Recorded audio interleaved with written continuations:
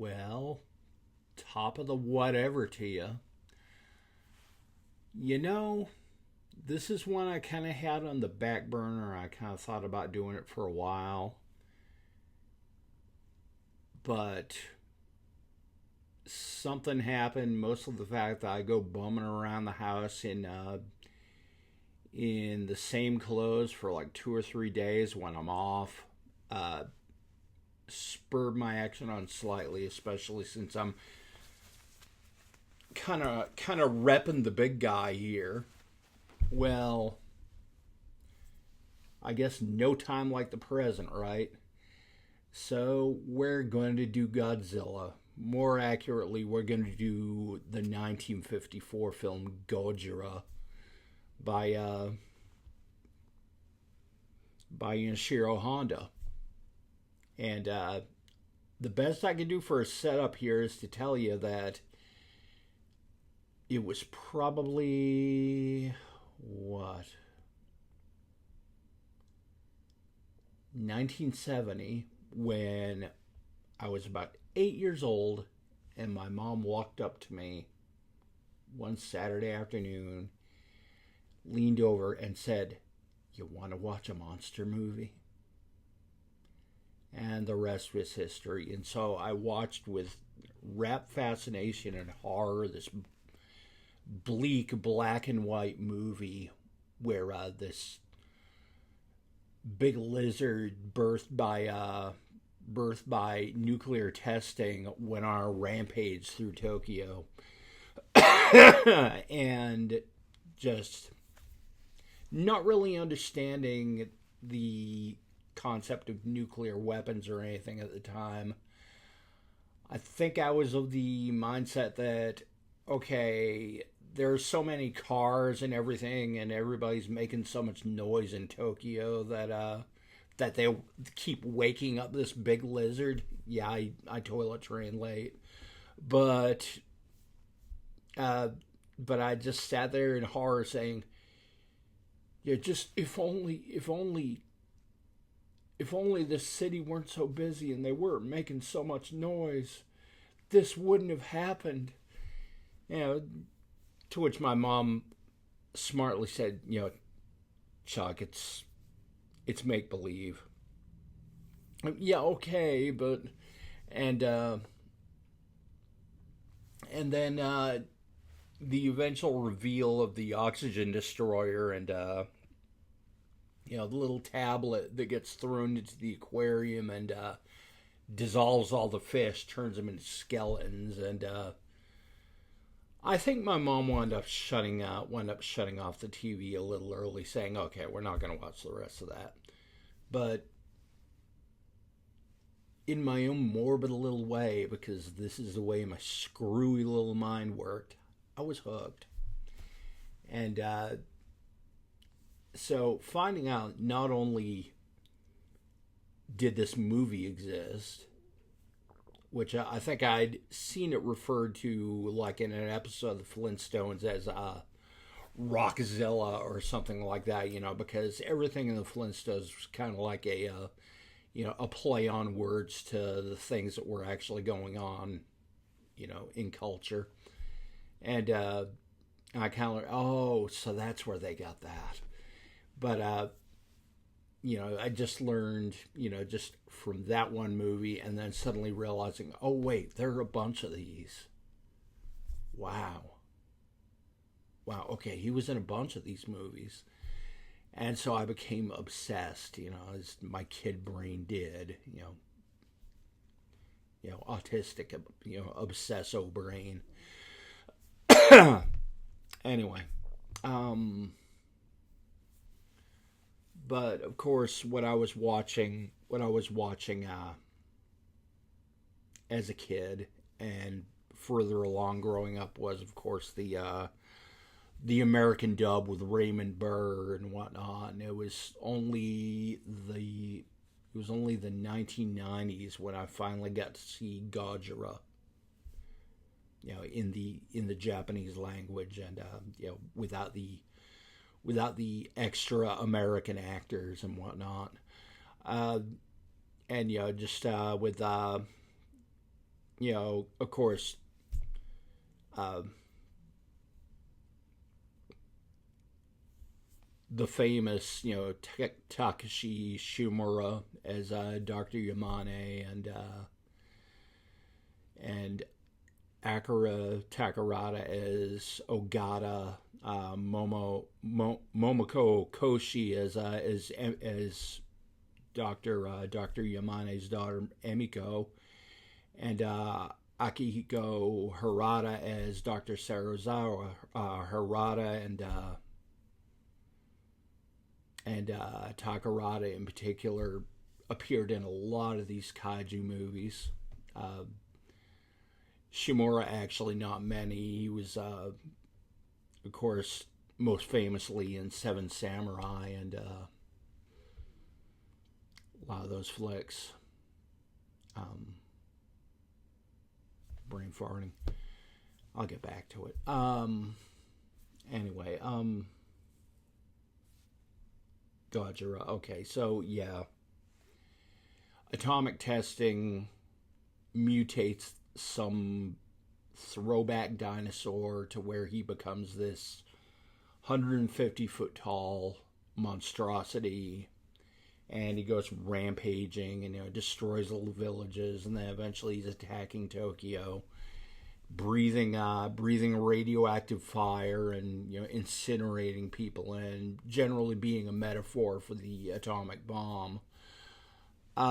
Which, of course, Japanese culture is was very close to at that time. The center of this, and if you watch the Raymond Burr version, huge chunks of that probably slid right by you. Well, first of all, so many things would slide right by you. You learn it was nuclear testing that pretty much resurrected him, but past that, you don't realize exactly how deep that goes and how embedded in the Japanese psyche that was at that time, very shortly after World War II. At the center of this movie is like the triangle, the love triangle between Dr. Sarazawa and Emiko and Ogata, and what a tragic story it is. And given how in a lot of ways very minimalistic the characterization is given to us, and they do not spare the human element too much for the monster action. Godzilla looms large and in charge, but just a story. Emiko is engaged to Dr. Sarazawa through an arranged marriage, which of course her father is kind of the champion of, and that was something I don't know as much as I should about Japanese culture, but I imagine that whole custom was going out the door even back then. Well, Emiko is very much her own person, and she's in love with Ogata, and keeps trying to find ways to break it to both Sarazawa and her father that I love Ogata, I'm marrying Ogata, I'm not going through with the arranged marriage. But it doesn't really come out because they're, for the most part, Sarazawa eventually figures it out because he's a bright guy, but there's this big lizard stomping around. But Sarazawa, of course, is the center of the whole movie, just kind of very tragic guy. He is looking, trying to develop technology to help people and bring about good things, good outcomes and whatnot, maybe advance humanity. Instead, he ends up accidentally, by happenstance, developing this terrible weapon, the oxygen destroyer.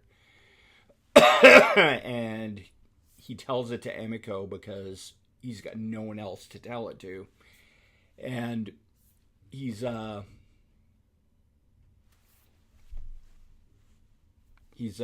just kind of really like, this is the most terrible thing in the world, and I can't let anyone know I've discovered it. And of course, as soon as Godzilla makes a couple of good stomps through Tokyo, she's like telling Ogata, listen, here's what Dr. Serizawa showed me. We got to do something about this. And so they both say, listen, you got this thing. We got to use it to stop Godzilla. And, he breaks down and he freaks out. But they finally bring him full circle and bring him into the fold in this kind of very heartbreaking television broadcast, and where you see these kids mourning and singing for the dead in Tokyo. And Serizawa actually comes around and he says, all right, we're going to do this. We're only going to do it once. And so he and Ogata, being the kind of a passive-aggressive form, I would guess, of romantic rivals, go out into the middle of the bay and go down in these diving suits and set off the oxygen destroyer. And then Serizawa kind of yanks on the cord and gets Ogata brought back up to the ship and tells him over the radio, yeah, it's working. This is going to be a success. We're going to kill it. And he says, listen, be happy with Emiko. And he slices his own line and pretty much ends his own life. And, Godzilla dies and turns into a skeleton. How does he continue on to be in multiple movies? Well, you got to see the next movie, Godzilla Raids Again, or Gigantus the Fire Monster, which is not really that good a movie, but if you want the spoiler on that one, how did Godzilla survive into another sequel when we saw him dissolve into a skeleton? Well, he didn't. The Godzilla in the rest of the Showa series is actually the same kind of monster, but a different monster. Little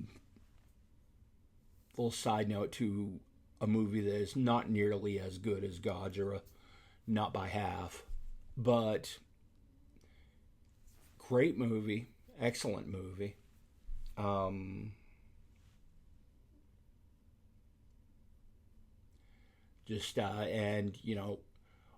Marked me deep in my childhood and up till today when I'm still a big fan of these movies. Anyway, so that's Gojira. If you haven't gotten a look, get a look. If you've only seen the Raymond Burr version, catch this version. Much better.